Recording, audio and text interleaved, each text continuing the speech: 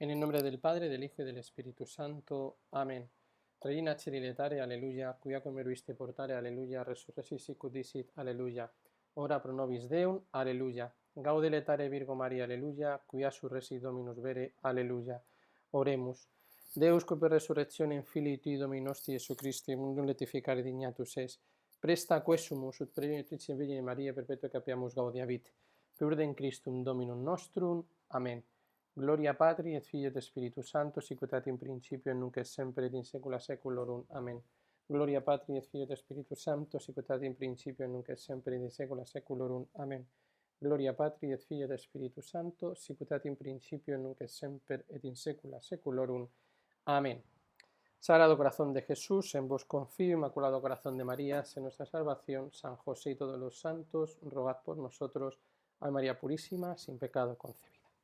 Bueno, seguimos dentro de nuestro confinamiento y vamos a ver ahora las clases. Concretamente, he decidido empezar desde el inicio, aunque tenéis ya disponibles la lección 5 y siguientes. Iré más deprisa, sobre todo en esta lección introductoria, porque muchas de estas cosas las vimos antes de empezar el confinamiento, pero bueno, creía que era bueno que nos pasáramos sobre ellas. Bueno, el primer tema que veis en el manual es el desarrollo histórico-teórico de la lógica moderna. Es decir, vamos a centrarnos bien para ver dónde estábamos. Sí que es cierto que en esta frase de Peirce, que es bastante interesante, cuando afirma que una correcta teoría lógica formal es la más abstracta y la más sencilla de todas las ciencias positivas y resulta indispensable para toda verdadera metafísica. Esto es, si queremos hacer una verdadera metafísica, tenemos que tender hacia tener una correcta teoría de lógica formal.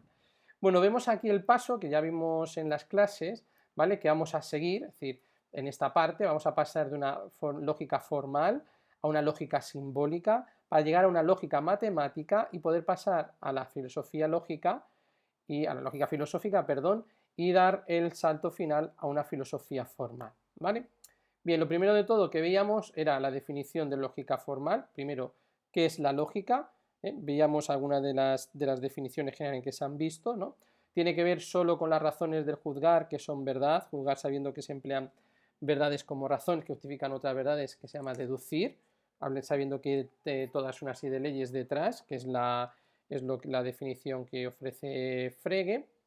El estudio de reglas generales de deducción, ve distintos tipos, pero sí es, digamos, importante destacar esta de Galván, que vemos aquí en este punto, dice, los objetivos de la investigación lógica, desde Aristóteles hasta la moderna lógica matemática, son fundamentalmente dos. ¿Cuáles son estos dos objetivos de investigación lógica?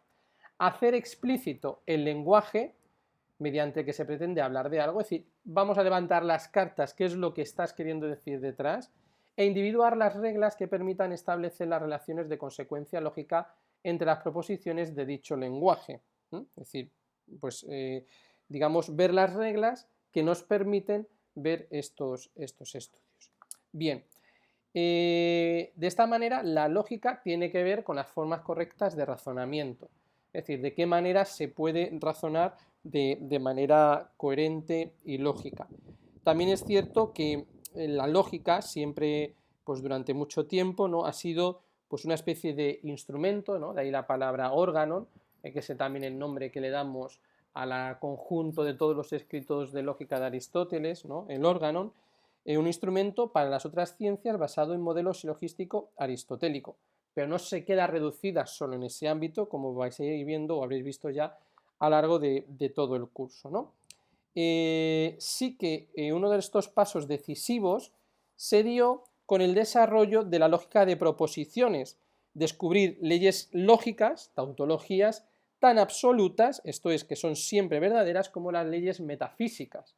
Es decir, las leyes metafísicas, a diferencia de las leyes físicas, no están sometidas a cambios, son siempre verdaderas, son absolutas, ¿vale? Cosa que se descubrió con el desarrollo de esta lógica de proposiciones, que acontecía también en la lógica.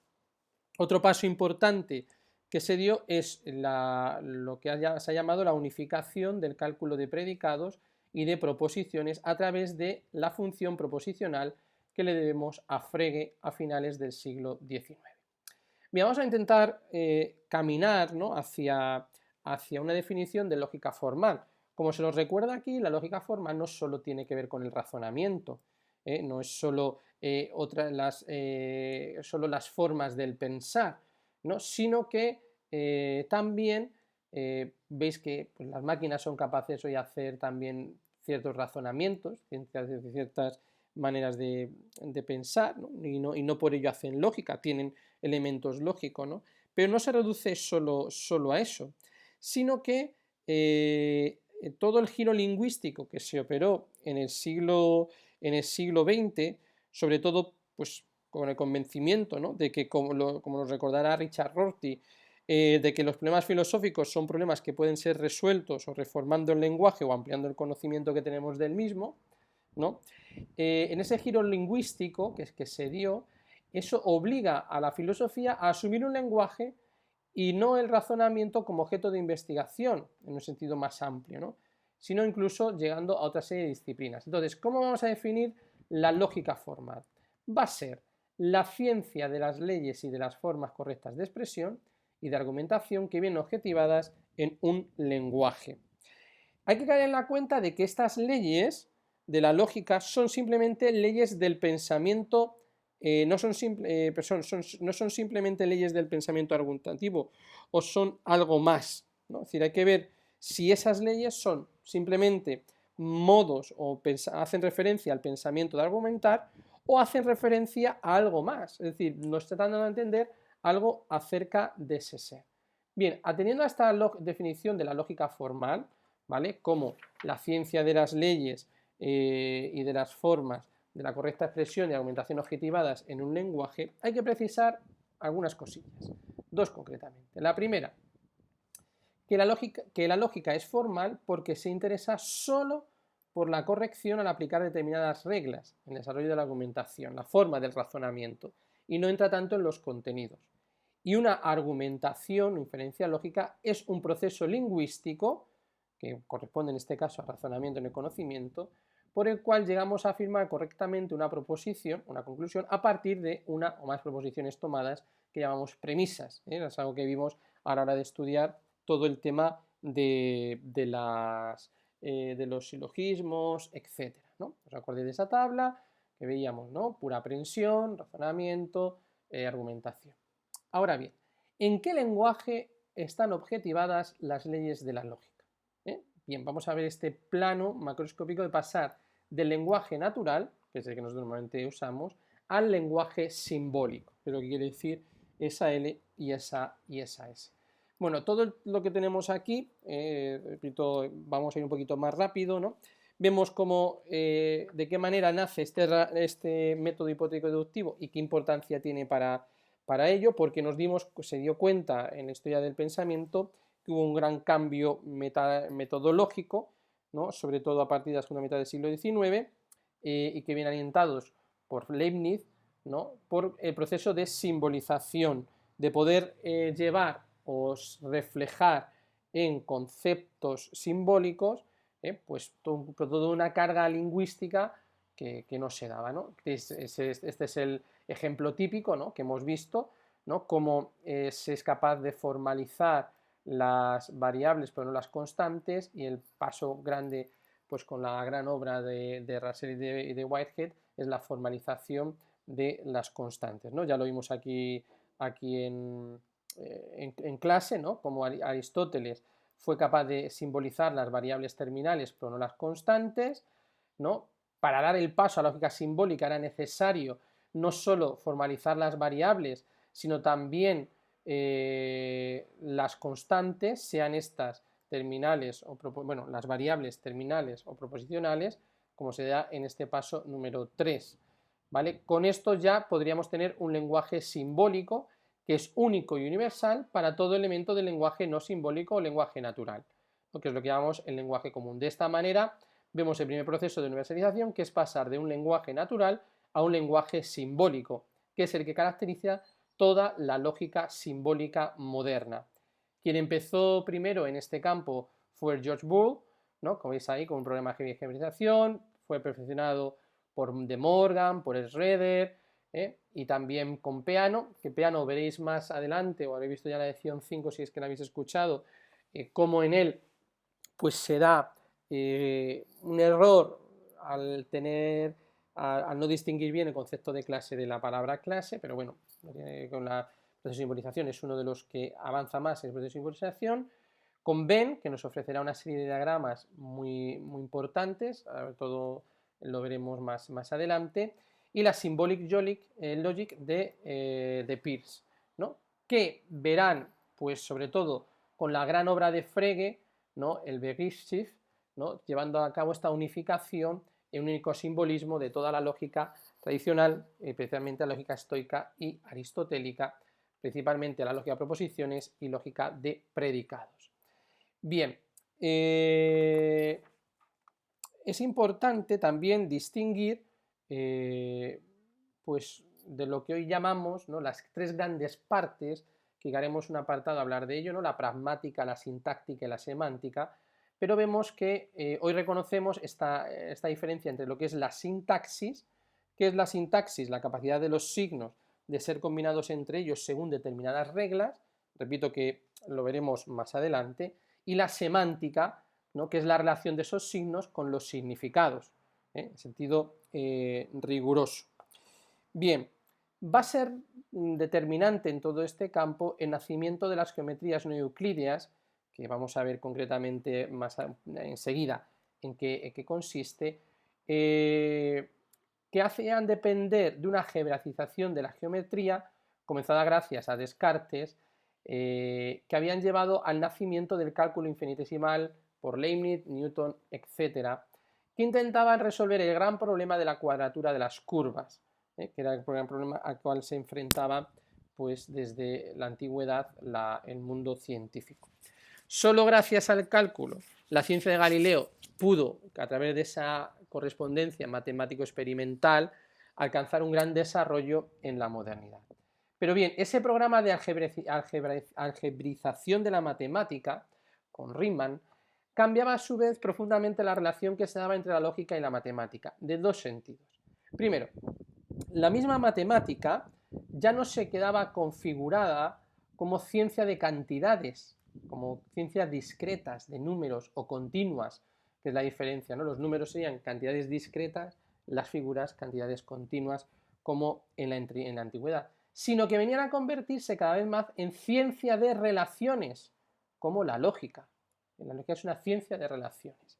De esta manera, intentar algebrizar la matemática llevaba consigo convertir o pasar de ser una ciencia de cantidades, bien fueran discretas o bien fueran continuas, a una ciencia de relaciones, interesándose de manera especial por las relaciones sintácticas entre símbolos algebraicos. Por ejemplo, a través de esta expresión up, ¿no?, se podía interpretar como aritméticamente el producto de los números a por b, como también geométricamente, que es la ecuación de una recta, ¿no? Este es el primer sentido de esta nueva relación entre la lógica y la matemática. Pero hay un segundo sentido, y es el que vemos en este punto esencial por el nacimiento de las geometrías no euclídeas. ¿Qué quiere decir o qué son las geometrías no euclídeas? Recordamos que son aquellas que no siguen el quinto postulado de Euclides porque salta, porque no siempre es de esa manera y que causó un gran impacto en este mundo, ¿no? Dice aquí, ¿no?, que el nacimiento de estas geometrías no euclídeas siguió una generalización de este tipo hacía impracticable, también la creencia en el presunto carácter apodíctico de los principios de las ciencias matemáticas, ¿no? Es decir, se pensaba que los principios matemáticos eran apodícticos. ¿Qué quiere decir apodíctico? Que son verdad siempre y en todo lugar y en todo momento, como los principios de la metafísica. Pero si algo va a favorecer el descubrimiento de las geometrías no euclídeas va a ser precisamente el descubrir que su carácter no es apodíctico, que no siempre se dan, que hay ciertas circunstancias en donde esto se viola. Por ejemplo, se nos ha enseñado, ¿no?, desde pequeñito, ¿no?, que las sumas de los ángulos interiores de un triángulo siempre es igual a 180 grados. Bien, pero eso no es apodíctico, es decir, no siempre es verdadero, porque cuando estamos, por ejemplo, en un espacio curvo, la suma de los ángulos internos de un triángulo son más de 180 grados. Si la curvatura es convexa o cóncava, podrá variar. Luego vemos que pasan de las matemáticas de un carácter apodíctico a un carácter hipotético, deductivo, que depende de otras circunstancias. Mientras que los principios de la metafísica siempre son verdaderos, tienen este carácter apodíctico, es decir, por ejemplo, el principio de identidad, A es A, siempre va a ser así, siempre. Sea un espacio cóncavo, sea un espacio convexo, estemos en esta época, pasen miles de años, la verdad no cambia nunca, no cambia nunca. La verdad metafísica, ¿vale? La verdad de las ciencias no tienen ese carácter apodíctico, que es el gran sueño cientificista, que veremos que luego también se desarrolla con Gödel, sino que pierde parte de este peso, ¿no? Y repito, el carácter apodíctico estaba en las ciencias matemáticas desde Descartes, quien hace del principio de evidencia el fundamento de la verdad. ¿Qué quiere decir este principio de evidencia? Que lo evidente es lo verdadero. Esto es lo que vendría a decir.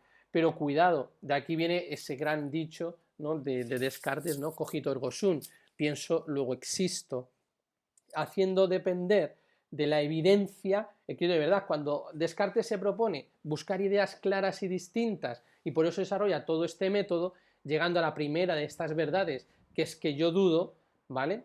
Ese principio de evidencia, lo que está haciendo gran fallo es hacer depender la verdad de un estado de conciencia.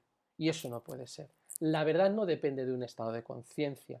La verdad depende del ser. Y el estado de conciencia dependerá o no de ese ser. Pero lo que ha generado Descartes con todo este movimiento es hacer de un estado de conciencia el fundamento de la verdad. Bien, evidentemente esta evidencia matemática Newton la extiende a través de esas tres grandes hipótesis, de esos tres grandes principios, y famoso es su hipótesis non fingo, es decir, que él no trabaja sobre un trabajo hipotético, poniendo así unas bases de ese cientificismo ilustrado, lo cual es erróneo porque veremos que el método matemático nunca podrá ser apodíctico, sino que tiene que ser hipotético deductivo, ¿vale? Porque no posee verdades absolutas, sino que dependen de otros contextos. Veíamos, ¿no?, por ejemplo, cómo la física de Newton en velocidades próximas o cercanas de la luz, pues cae. Por eso es el triunfo de la gran teoría de la relatividad de Einstein. Bien, lo propio de este carácter apodíctico es que se definían a través de los axiomas. ¿Qué son los axiomas? Asertos no demostrados dignos de ser creídos como absolutamente verdaderos. Mientras que lo que nos enseña la geometría aritmética de Euclides eran postulados y no axiomas. ¿Qué son los postulados y qué son los axiomas? Repito, los axiomas, asertos no demostrados y no de ser creídos como absolutamente verdaderos. Los postulados son asertos no demostrados que se suponen verdaderos para probar los teoremas. Por ejemplo, el teorema de Pitágoras, de todo conocido, ¿no? Bien, es cierto que desde Riemann hacia adelante la palabra axioma va a perder toda connotación metafísica y apodíctica, adquiriendo un carácter hipotético. Bien, eso evidentemente no se opone a verdadero, pero ya no hace depender su carácter de principio para inferencias válidas de su verdad, ¿no?, entendida incondicionalmente. Bien, en esta nota 20 que tenemos aquí a pie de página, es interesante porque nos ayuda a entender un poquito mejor todo lo que desarrollamos en este texto, ¿no?, que tenéis aquí. Lo vamos a ver ahora desarrollado con las figuras de geometría no euclidia que nos acompañan, pero que vemos ahí que son importantes. No es casualidad, dice esta nota, que el discurso sobre el método de Descartes, donde anunciaba el principio de evidencia, considera verdadero solo que es evidente, es de hecho una introducción a un volumen que él contenía sobre geometría y dióptica. Bien, al igual que en el texto de Newton entendía principio de evidencia, desde la geometría, sus tres leyes de la mecánica para indicar el carácter apodíctico, se encuentra el inicio de la óptica, el texto en el cual por primera vez expone las bases de la óptica geométrica que hasta hoy usamos y estudiamos.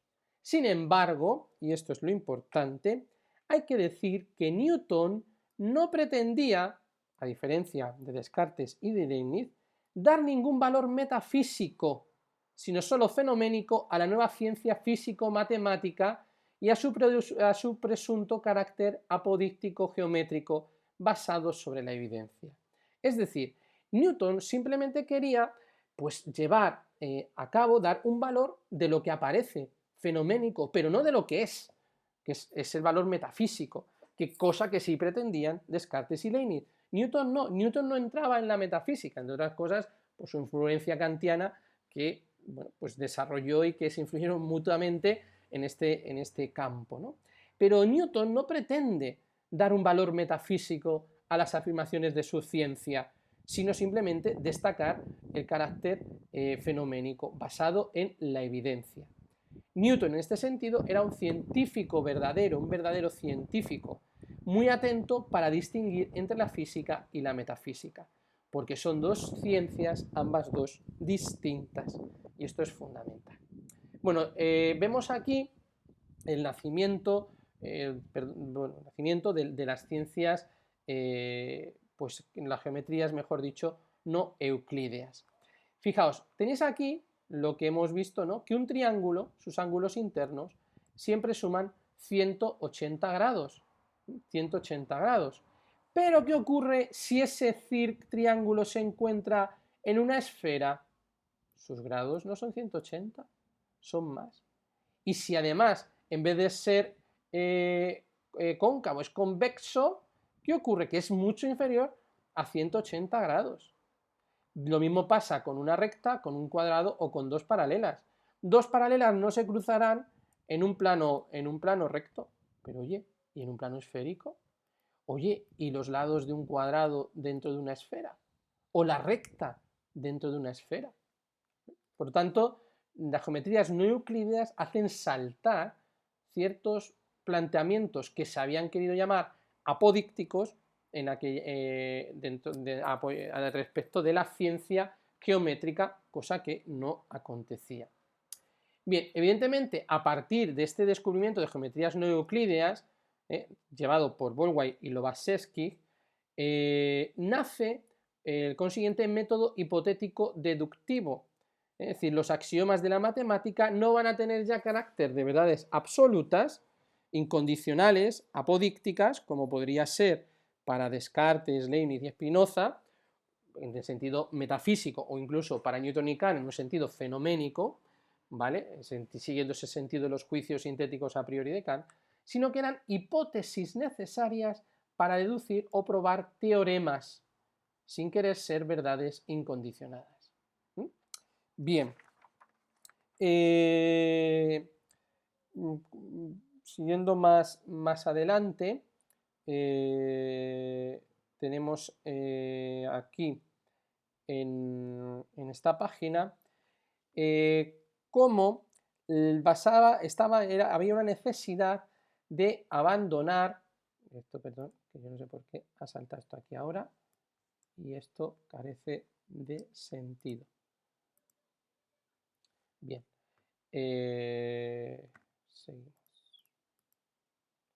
Bien, las verdades matemáticas, había una necesidad de abandonar la ingenua creencia moderna en el carácter apodíctico absoluto de las verdades matemáticas fundadas sobre el principio de evidencia. Es decir, no quiere decir que por ser evidente ya vaya a ser verdadero, y menos aún que se dé siempre y en todo mundo posible. Lo que nos está queriendo decir todo esto es que las ciencias matemáticas, que han sido las primeras en ser formalizadas, es decir, pasar a un lenguaje simbólico con la finalidad de evitar ambigüedades y malentendidos, han sido las primeras en ser axiomatizadas, de manera que se garantice la universalidad de sus procedimientos y resultados, prescindiendo de creencias o preferencias personales o culturales. Esto es importante porque en un mundo donde tanto se nos está hablando de la interculturación, del debate intercultural, etc., corremos el riesgo de pensar que este debate pues tiene que estar, que pasa un poco, ¿no?, por el respeto a todos sin ningún criterio. Y no es cierto, el verdadero lenguaje o la verdadera comunicación intercultural tendrá que estar basada en una objetividad, en una serie de universalidad, que sea capaz de saltar o erradicar tradiciones que a lo mejor no carecen de sentidos, o digamos pues como cosas que se pegan a los pueblos, ¿vale?, para ganar esa universalidad. Solo de esta manera podrá haber lugar o tenemos lugar un gran diálogo intercultural. Repito, la interculturalidad no es que cada uno hace lo que le da la gana, sino que tenemos que ser capaces de ver esa objetividad, fruto que cosas que nos ofrece la axiomatización. Por ejemplo, si una cultura es tradición matar a una persona porque es deforme, por ejemplo, pues oye, será parte de tu cultura, pero está mal, porque eso podemos objetivar y decir, eso está mal. Pues un poquito esto es lo que nos quiere decir todo esto del lenguaje de la axiomatización, ¿no? Bien, de hecho se reconoce que la validez de la deducción matemática no depende en modo alguno del significado particular que pueda estar asociado a los términos o expresiones que en esta se contienen. Bien, vamos a seguir avanzando porque parte de todo esto pudimos verlo en su día en clase. Vamos a pararnos un momentito aquí que nos afecta. Las ciencias filosóficas todavía no han emprendido de modo decidido un proceso análogo de formalización que es el que ha seguido la ciencia matemática, porque a la hora de formalizar se gana en globalidad, se gana en que todas las personas pues puedan tener acceso, sea entendido, se salte de la barrera de una especie de esclavitud cultural y llegar a una belleza de la universalidad, belleza de una armonización que toda mente es capaz de captar. Esto es una de las ventajas que nos ofrece la formalización, que hacemos mucho más claro nuestro mensaje, entendible para gran parte y con fundamento en la realidad, ¿no? Pero ¿qué es lo que ocurre? Que las ciencias filosóficas, baste ver un poquito el panorama en que nos movemos, han quedado reducidas, pues más bien desligadas del valor de objetividad, de verdad, quedando pues disimuladas en lo que se llama la posverdad en nuestro mundo moderno, ¿no? Una sociedad de la posverdad, que es una manera pues muy sutil, ¿no?, de decir la mentira, ¿no? Es otra manera de decirlo, pero hoy en día nuestra ciencia filosófica ha quedado en expresar pensamientos, ideas, que están más ligados a un tiempo y a una ideología de un tiempo que a la verdad. Y corremos el riesgo de separar la filosofía de la verdad, cuando la filosofía es la que es la gran amante de la sabiduría, la que más que ninguna otra tiene que estar ligada a la verdad. Entonces, gran parte, sobre todo en nuestro ambiente continental, y no hablemos ya del ambiente español, la filosofía ha quedado muy ligada al ámbito de opiniones, ideas, perdiendo o desligándose de la verdad. También fruto del nihilismo en que muchas de ellas se desarrollan, ¿no?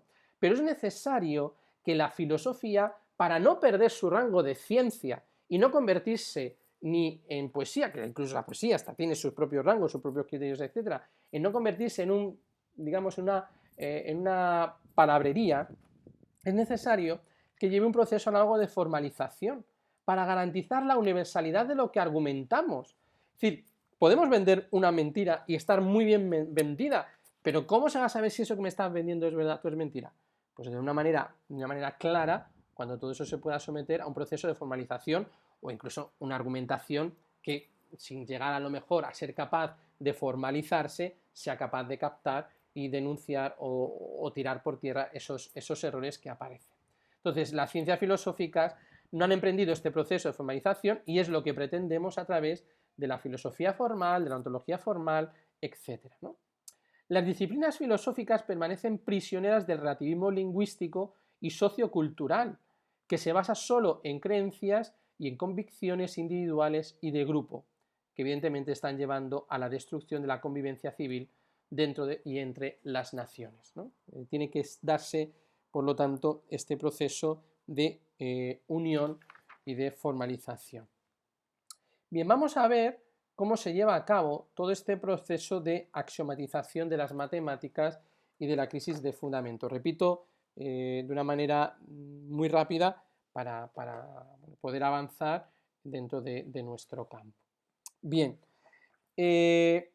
entendido o comprendido en qué supone ese cambio de época con el nacimiento del método hipotético deductivo, hay una gran consecuencia que es la axiomatización, que es la formalización de esta ciencia. ¿En qué consiste la formalización? La formalización es un proceso de simbolización y axiomatización de las geometrías no euclídeas. Es decir, la formalización consiste en simbolizar y axiomatizar. Evidentemente, esto es lo que nace, ¿no? O va ligado también con el método hipotético deductivo, que es consecuencia de esta formalización, la que nos ha hecho caer en la cuenta de que no es un método apodíctico, ¿no? Bien, lo que pone en primer plano el método hipotético deductivo es la cuestión de la coherencia y la consistencia de los sistemas matemáticos. Es decir, ¿este sistema matemático es coherente o no? ¿Es consistente o no? Si tomamos un ejemplo típico de inferencia apodíctica, por ejemplo, inferencia silogística, ¿no? Los silogismos en Bárbara, etc., es conocido que la coherencia de la inferencia viene garantizada por la verdad incondicional de las premisas. Es decir, tienen que ser verdaderas las premisas para que la conclusión sea verdadera. Si no, ex falso quod libet, ¿no? De lo falso se sigue cualquier cosa. Pero en el caso de premisas o axiomas hipotéticas, la coherencia de la inferencia y por tanto su consistencia ya no está garantizada a priori. ¿Por qué? Porque es hipotético. Es decir, en los métodos apodícticos, las ciencias apodícticas, la verdad de las premisas viene garantizada porque son siempre verdaderas.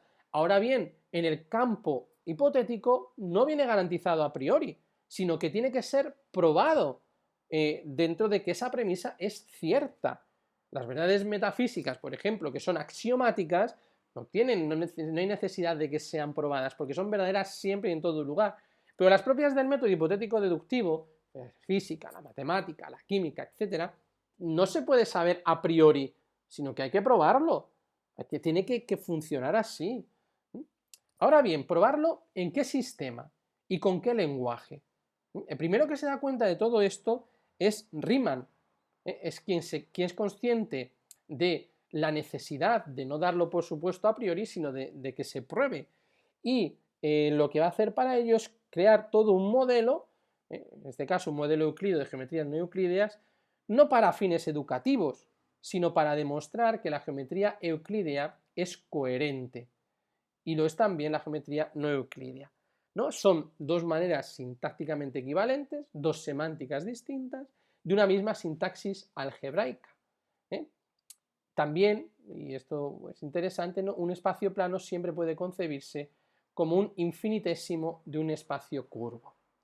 Bien, desde el punto de vista conceptual, tanto para formalización de la matemática como de la lógica, hay que seguir a uno de los grandes matemáticos que el siglo pasado y el anterior alumbraron, que es David Hilbert. Su aportación fundamental la vamos a resumir en estos tres puntos fundamentales que se integran armoniosamente con las aportaciones de otros autores. Bien, ¿cuáles son estos puntos de estas aportaciones de Hilbert? No. Bien, la primera, en su obra fundamental, Grundlagen der Geometrie, ¿no? Los fundamentos de la geometría, lleva a cabo la axiomatización de la geometría, axiomatizando y por tanto formalizando la geometría euclídea, ¿no? Este es quizás su mayor, la primera gran aportación, ¿no? La formalización, la axiomatización de la geometría euclídea, mostrando que esta era consistente, tanto una como otra, y que puede reducirse a una consistencia de la aritmética formalizada, que es algo que corresponde a Peano y que veremos en la lección séptima de este manual. Bien, de esta manera, al igual que en época de Platón con el uno y la diada, volvía a ser la matemática la gran reina, ¿no? La reina de las matemáticas, ¿no? La aritmética formal se convertía en la reina de las matemáticas. Y después de Gödel, la lógica va a asumir también este papel. Dado que la consistencia de las geometrías no euclídeas se reduce a la geometría euclídea, es decir, yo demuestro que la geometría no euclídea es consistente a raíz de la geometría euclídea, y la de la geometría euclídea se reduce a la aritmética, bastaba demostrar la consistencia de la aritmética para demostrar axiomáticamente la consistencia de toda la matemática. Es decir, Yo he basado la geometría no euclídea, su consistencia, en la geometría euclídea. La geometría euclídea he basado su consistencia en la aritmética. Solo me queda demostrar que la aritmética tiene su consistencia para poder, digamos, dar una manera axiomática consistencia a toda la matemática. Pero demostrar en qué sistema formal. Y esta es la segunda aportación de Hilbert, ¿no? Repetimos, la primera es esa axiomatización y formalización de la geometría euclídea. Su segunda gran aportación, ¿cuál es para Hilbert? Su gran aportación es la de aclarar los tres pasos en los que consiste el proceso de formalización de cualquier tipo de teoría. ¿Cuáles son estos tres pasos? Primero, la formulación intuitiva de una teoría. Formulación intuitiva de una teoría. Es decir, toda teoría que nosotros queremos hacer y expresar viene dentro de un lenguaje natural y haciendo referencia a una evidencia. Esta es la situación en la que se encuentran las matemáticas dentro del siglo XIX.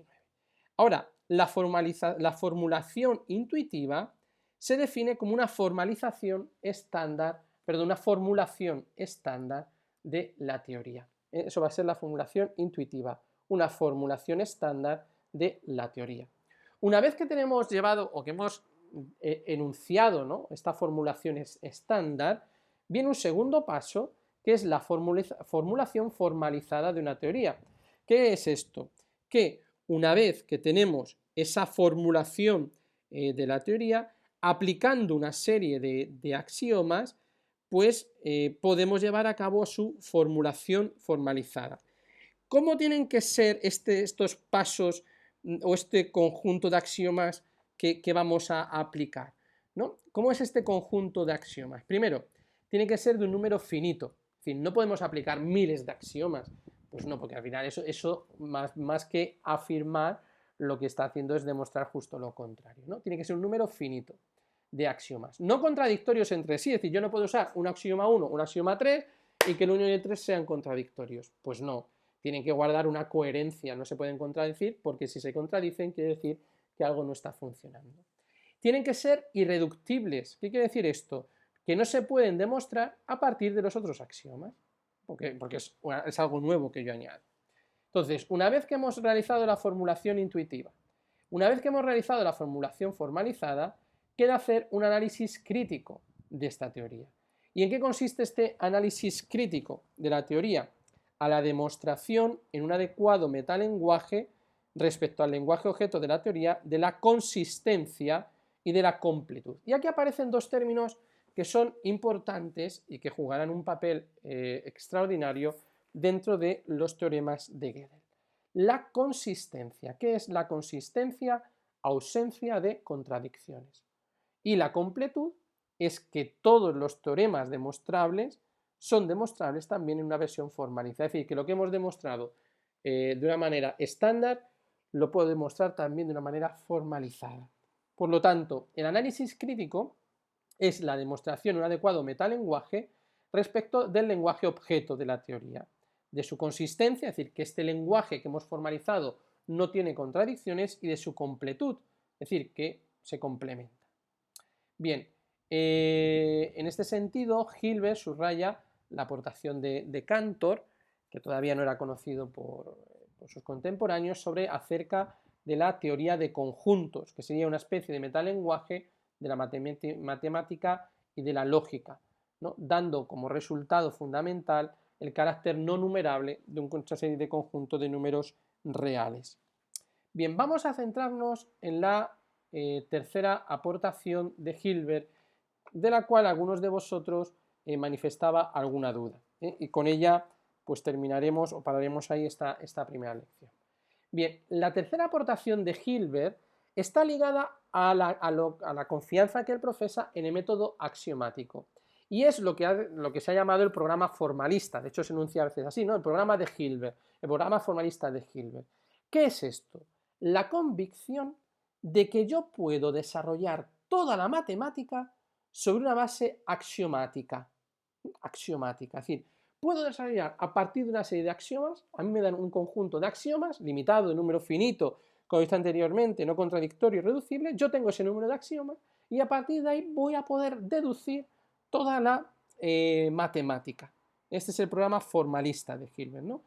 De desarrollar toda la matemática sobre una base axiomática y que fuera posible probar desde dentro, es decir, no tengo que fundamentar la matemática fuera de la matemática, sino poderlo demostrar desde dentro, la completud, usando métodos finitarios de prueba, es decir, que siempre lo pueda demostrar. Este era el gran sueño, y en esto consiste el programa formalista de Hilbert: convertir la matemática en un método que sea axiomático, que se pueda demostrar su consistencia y que además sea completo, su completud, a través de métodos finitarios. Y esto se ha demostrado que es falso, pero este era su sueño.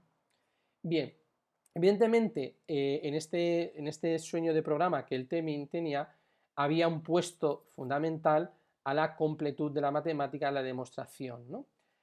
Esa prueba consistía en el segundo de sus famosos 23 problemas que propone. Es decir, hay un congreso internacional en el 1900, ¿no?, donde Hilbert propone una serie de 23 problemas a la comunidad científica, y uno de ellos es este segundo que acabamos de enunciar, ¿no? En este sentido, en ese proceso, en esa intención que había de convertir a la matemática en una gran ciencia axiomática, apodíctica, que hubiera tirado, ¿no? De hecho, no olvidemos que el gran manifiesto que tiene lugar también en esta época, sobre todo por Otto von Neurath, ¿no?, que es el gran impulsor, todo el tema del Círculo de Viena, etcétera, del manifiesto antimetafísico, reviste un gran contenido antimetafísico. Es decir, queremos derribar a la metafísica como la única ciencia apodíctica del momento y convertirla a la matemática en esa ciencia apodíctica que es capaz de explicarlo todo, y convertirla en la reina de la matemática. ¿Qué hubiera supuesto esto? Que todo tipo de ciencia hubiera sido posible ser reducido a mera matemática, convertir a la matemática en la reina de todo. Bien, en este campo, Hilbert, con este sueño, que estos 23 problemas que plantean, ¿no?, en ese deseo de demostrar la completud de la aritmética axiomatizada, propiamente desde dentro de la propia aritmética, Gödel va a ofrecer una aportación esencial, decretando el fracaso del mismo. Es lo que se conoce también a veces como la muerte científica del cientificismo. ¿Qué pretendía Hilbert? Hilbert quería demostrar la completud de la aritmética axiomatizada desde dentro de la propia aritmética. Y, es decir, quería tener un sistema completo y consistente, coherente, ¿no?, desde dentro de sí mismo. Los teoremas de Gödel nos enseñarán que no existe ningún sistema que sea consistente, que sea coherente y que sea completo. Necesariamente tendrá que ser incompleto si no queremos caer en contradicciones. Por lo tanto, los teoremas de Gödel tirarán o derrumbarán este sueño formalista de Hilbert, que él pretendía convertir a la matemática en la reina de todas las ciencias. Con los teoremas de Gödel, este sueño formalista se darán cuenta que era imposible de cumplirse, que la aritmética no se podría fundamentar en sí misma, desde dentro de sí misma, ¿no? Bien, por una parte demuestra lo que no había conseguido nadie, ni siquiera Leibniz, al inventar una codificación aritmética de cualquier lenguaje formalizado. Sea un lenguaje matemático, sea un lenguaje lógico, se podía codificar aritméticamente, dando lugar a un gran impulso a todo el desarrollo que hemos conocido del campo de la informática, calculadores, esa gran revolución, junto con los avances de Church o de Turing, ¿no? De ahí, y también la famosa máquina de Turing. Bien, esto por un lado. ¿Sí? Por una parte, demuestra que esa posibilidad de codificar aritméticamente cualquier lenguaje formalizado. Y por otra, a través de los teoremas de completud, demostrar que cualquier sistema formal capaz de incluir la aritmética axiomatizada de Peano, si es coherente, no es completo. No es capaz de demostrar recursivamente su propia completud. Esto es la gran aportación de los teoremas de Gödel. Si quieres un sistema coherente, necesariamente no podrá ser completo. Y si tú quieres un sistema completo, necesariamente será incoherente.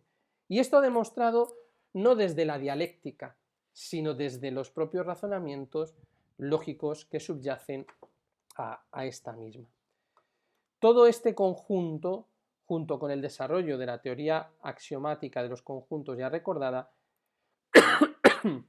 perdón, cierra la discusión sobre la cuestión de los fundamentos de la matemática, sin que naturalmente quedara negada la utilidad de este método y está axiomático y de esta formalización, pero no se podía hacer una matemática coherente y completa.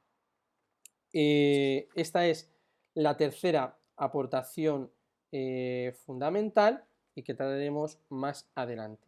De momento lo dejamos aquí porque el tiempo está cumplido. Seguiremos la lección siguiente a partir de este campo. Gloria al Padre, al Hijo y al Espíritu Santo, como era en el principio, ahora y siempre, por los siglos de los siglos. Amén.